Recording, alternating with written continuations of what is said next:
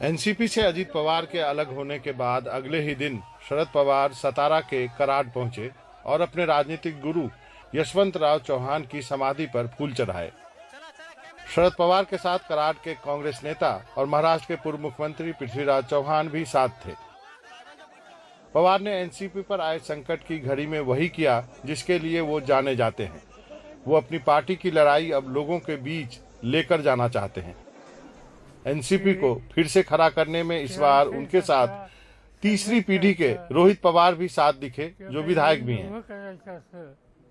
शरद पवार ने 5 जुलाई को मुंबई में एनसीपी विधायकों और पदाधिकारियों की बैठक भी बुलाई है।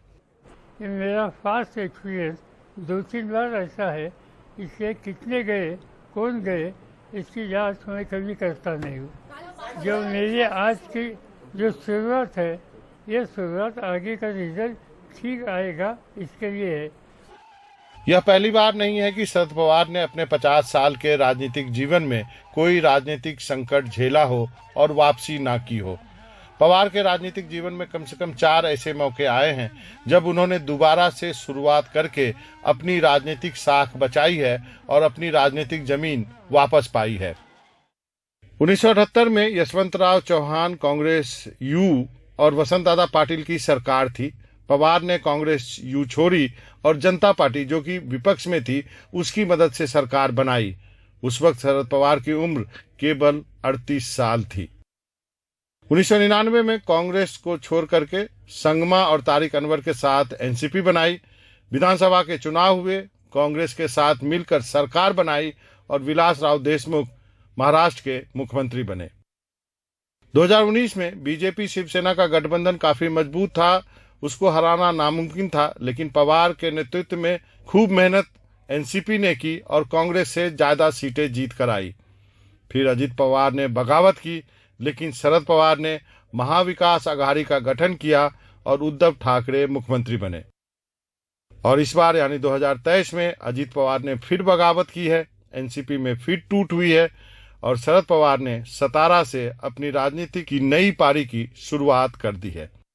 जब भी कोई संकट आता है तो शरद पवार नई ऊर्जा के साथ उभर आते हैं और लोगों में जाके खुद को साबित करते हैं। ये महाराष्ट्र ने बार बार देखा है।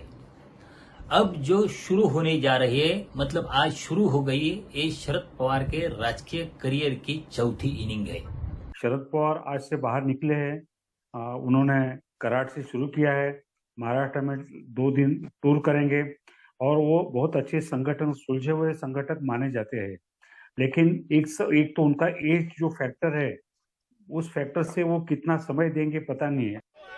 महाराष्ट्र की राजनीति पर नजर रखने वाले मानते हैं कि हालांकि इस बार शरद पवार के सामने चुनौतियां बड़ी हैं, लेकिन वो इस खेल के माहिर खिलाड़ी हैं और एनसीपी को दोबारा खड़ा कर सकते हैं।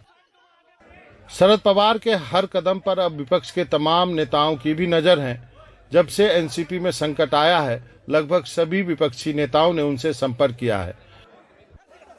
विपक्ष की अगली बैठक बेंगलुरु में 17-18 जुलाई को होने वाली है, लेकिन शरद पवार की ताकत महाराष्ट्र है और वहां उनको अपनी जमीन मजबूत करनी होगी ताकि राष्ट्रीय स्तर पर उनका राजनीतिक रसूख बना रहे। मनोरंजन भारती, एनडीटीवी इंडिया के लिए।